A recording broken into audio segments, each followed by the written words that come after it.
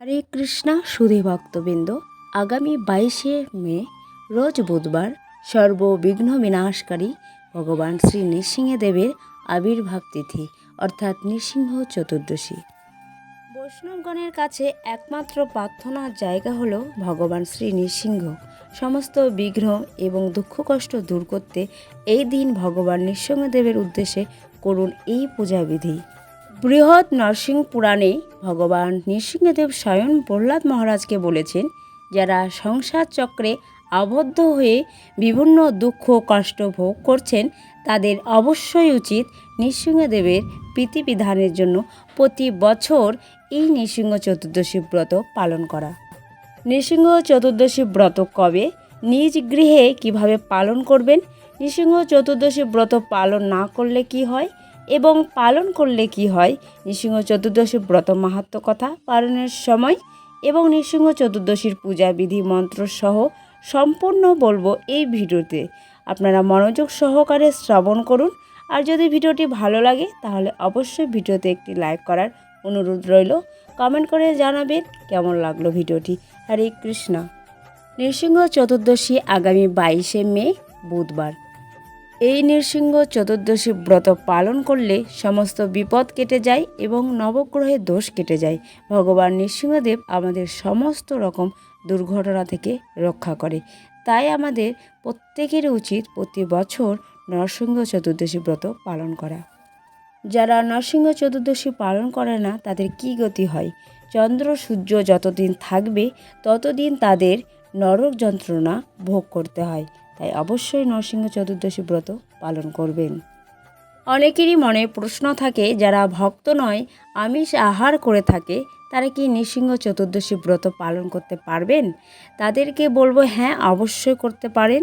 এই ব্রত কিভাবে পালন করবেন?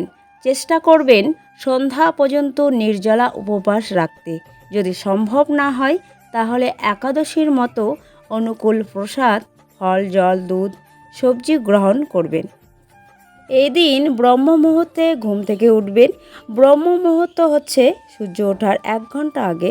4টার মধ্যে শয্যা ত্যাগ করে স্নান করে মঙ্গল আরতি করবেন।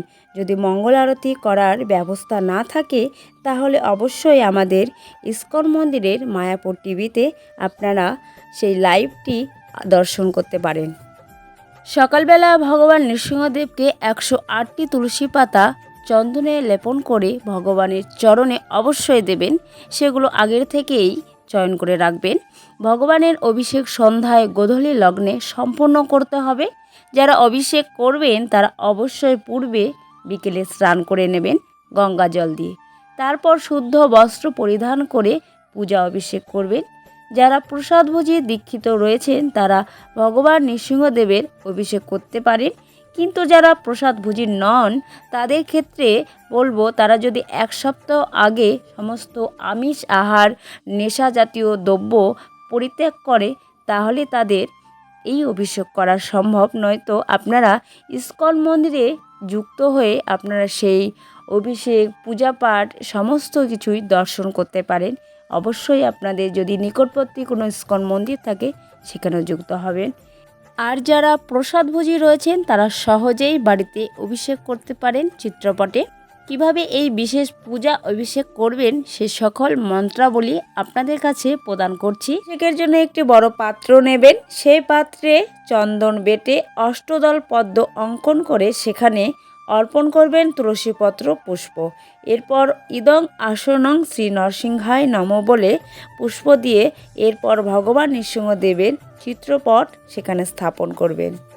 এরপর ভগবানকে স্বাগতম সুস্বাগতম শ্রী নরসিংহায় নমঃ বলে ভগবান নরসিংহদেবকে স্বাগতম বা আমন্ত্রণ জানাবেন। শ্রী নরসিংহদেবকে চরণ প্রক্ষালন বা পাদ প্রক্ষালন কিভাবে করবেন তার জন্য পুষ্প, তুলসীপত্র, দুব্বা, শ্যামা এবং গঙ্গাজল সে পাত্রে রাখবেন।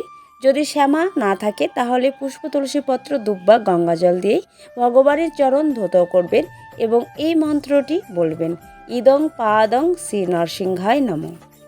এরপর অঘ্র প্রদানের জন্য লাগছে পুষ্প, জপ, তিল, দুব্বা, আতপ চাল, জল। অঘ্র প্রণাম মন্ত্র, ইদম অঘ্রং শ্রী নরসিংহায় নমঃ। আচমনের জন্য লাগছে জায়ফল, জয়ত্রী, লবঙ্গ, তুলসী পত্র এবং আচমন মন্ত্র ইদম আচমনিয়ং শ্রী নরসিংহায় নমঃ। এই মন্ত্রটি বলে ভগবানকে আচমন করতে হবে। আচমন করার পর আচমন জলগুলি বিসর্জন পাত্রে ফেলবেন।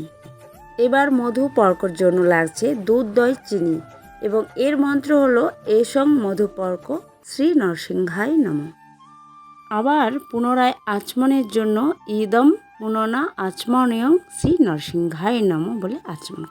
নৃসিংহদেবের চরণে তুলসী পুষ্প অর্পণ মন্ত্র এতানি সচন্দন তুলসী পত্রানি শ্রী নরসিংহায় নিবেদয়ামি নমঃ। পুষ্প নিবেদন মন্ত্র ইমানি গন্ধ পুষ্পানি শ্রী নৃসিংহায় নিবেদয়ামি নমঃ। এই মন্ত্র বলে ভগবান নৃসিংহদেবের চরণে তুলসী পুষ্প অর্পণ করবেন। ভগবান শ্রী নৃসিংহদেবকে স্নান বা অভিষেকের পূর্বে তৈলমন্দন এবং কাঁচা হলুদের মন্দন করতে হয়। সেই মন্ত্রটি আমরা এখানে জেনে নেব। ইদং সুগন্ধি তৈলং শ্রী নরসিংহায় নমঃ। ইদং হরিদ্রা মন্দনং শ্রী নরসিংহায় নমঃ। এবার ভগবান শ্রী নৃসিংহদেবের স্নান বা অভিষেকের জন্য লাগছে পঞ্চগব্য, দুধ, দই, ঘি, গোচনা, গোময় এবং পঞ্চামৃত, দুধ, দই, ঘি, মধু, মিশ্রিত জল বা চিনির জল, ফলের রস দিয়েও আপনারা অভিষেক করতে পারেন। ভগবান শ্রী নৃসিংহদেবের আরতির জন্য 16 উপাচার প্রয়োজন হয়, কিন্তু তার সবার পক্ষে সম্ভব নয়। তাই আমরা খুব সাধারণভাবে এই নৃসিংহ চতুর্দশী ব্রত পালন করব। আমরা গৃহে খুব সাধারণভাবে 7টি উপাচার দিয়ে ভগবান শ্রী নৃসিংহদেবের আরতি করব। ধূপ, দীপ, শঙ্খ, জল, রুমাল, ফুল, চামর, ময়ূরের পাখা। আপনাদের কাছে যদি এই 7টি উপাচারের ব্যবস্থা না থাকে তাহলে ধূপ, ঘৃত পঞ্চপ্রদীপ এবং কর্পূর দিয়ে আরতি করবেন। তারপর ভগবান শ্রী নৃসিংহদেবকে ভোগ নিবেদন করবেন। ভগবান শ্রী নৃসিংহদেবের প্রিয় যে সদ্বর্তী সেটি নৃসিংহ চতুর্দশীতে অবশ্যই সেটি দেবেন, সেটি হলো পানকাম। ভগবান শ্রী নৃসিংহদেবের যে প্রিয় শরবত পানকাম, এই রেসিপিটি আমি নৃসিংহ চতুর্দশীর পূর্বেই দিয়ে দিব, আপনারা পেয়ে যাবেন, সেটি আপনারা দেখে নিতে পারেন। ভোগ নিবেদন হয়ে গেলে আপনারা সন্ধ্যার পর অবশ্যই একাদশীর মতোই অনুকূল প্রসাদ গ্রহণ করবেন এবং পরদিন পালন করবেন 6টা থেকে 9টার মধ্যেই। সকলের মঙ্গল কামনা জানিয়ে আজকের ভিডিওটি এখানেই শেষ করলাম। ভগবান শ্রী নৃসিংহদেব সকলের মঙ্গল করুক। আপনাদের সকলকে ধন্যবাদ। ভক্তবৎসল ভগবান নৃসিংহদেব কি, ভক্ত শ্রেষ্ঠ প্রহ্লাদ মহারাজ কি। হরে কৃষ্ণ, হরি বল।